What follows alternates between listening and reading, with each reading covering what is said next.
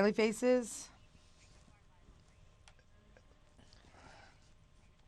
Hi, Valder. Hi, Good Valder. morning. Who do I have on the line? This is Dog and Beth with one G, Dog is, and Beth is common spelling. I got you guys. I used to watch your old show, but I want to let my audience know that I have Dwayne Dog Chapman and his wife, Beth Chapman, today. And they've got a new show on CMT. It's called Dog and Beth on the Hunt. Thank you guys for joining us. You're welcome. Thank Thanks for you. having us. Thank Oh, you you for have such having a us. soft voice, Beth. Oh, thank you. Only I today. like your voice.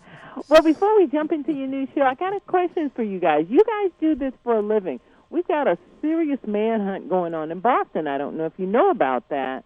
What would you add to that to catch the current perpetrators? I'm so glad you asked that question. Well, are you ready? I'm you ready. Valder? Okay, my recommendations. They were allegedly trying to rob a 7-Eleven. It looks like that plan was spoiled. So the remaining fugitive is probably going to rob another store. He's got to get money. They hijacked a car. That plan was foiled. So he's going to go after cars. I would call in that Boston area if you have any friend to make sure he hasn't, I think he's broken into a house, taken like a couple or somebody as hostage, and is waiting again for nightfall to move. He's 19 years old. So I would call everybody I know in the area, make sure everything's okay, talk to him for a few minutes, see if you get a signal. I would stay indoors or at least on the porch in that area and let this guy come out where the cops can get him. I would circulate his picture everywhere all the time. His height, his weight, look at how he walks, holds his shoulders. And within hours they could get this guy if everybody just works together. Well, they're really smart there because they asked everybody to turn their cell phones off so that they could make sure that whatever signal comes out is only from the guy. And the other smart thing that they're doing is they're going door to door and they're searching almost every house in the area.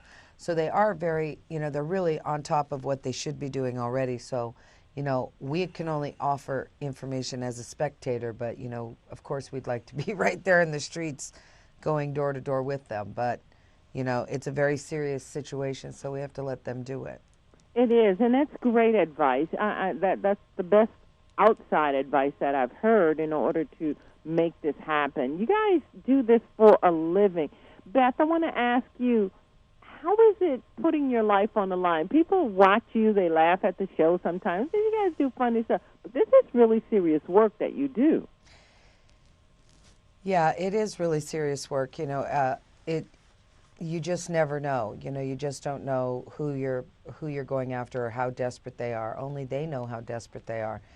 As with the guy there in Boston, he knew he was the bomber. He knew when he went into the 7-Eleven, that if he was going to rob it, he had to really, fight it out. When they came out and the security guard confronted, he had to shoot him. There was no, you know what I mean? There's just things that they know that you don't know. And so it makes them a lot more desperate and a lot more dangerous. And so we just try to block a lot of that stuff out of our mind and just go out and do the job. And we try to be so fast and stealth that they don't really have time to think of those things by the time we catch them. Dwayne, when you guys go out, one of the things is, over the years, I've watched your show, you have a spiritual component to it. I'm not going to say religious, but you've got a spiritual component to it. How do you mix the two, catching the bad guys and thanking Jesus?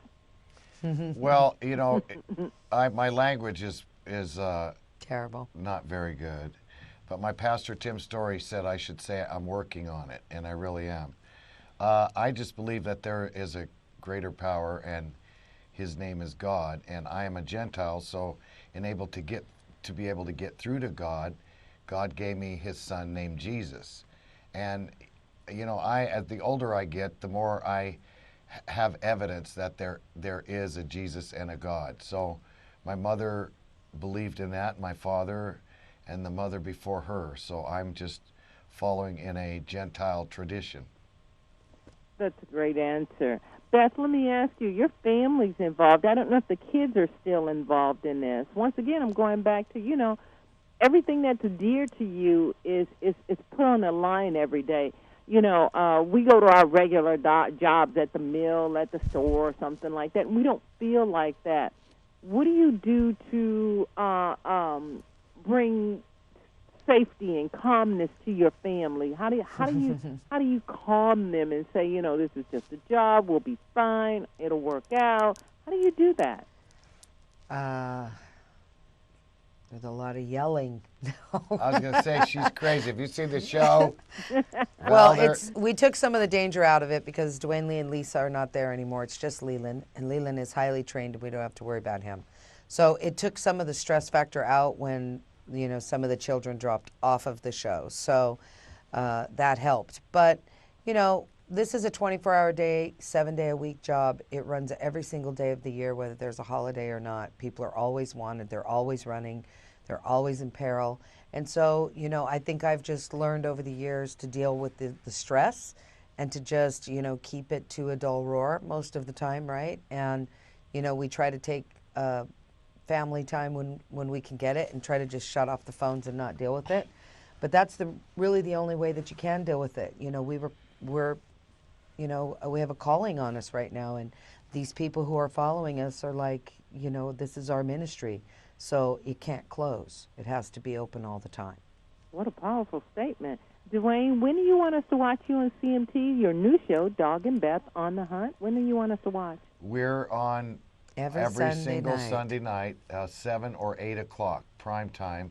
And Valerie, let me tell you, we're out across, instead of Hawaii and Colorado all the time, we're now going to 47 states in America and catching bad guys, and we're helping train the different bail companies on we're polishing them up. I mean, a lot of them are trained or they wouldn't be in business, but we're just putting a fine shine on them and teaching them how to stay alive. Well, I'm from New Orleans. Y'all need to really go down there and help those people. Well, we're coming to New Orleans in July. We're coming, yes, ma'am.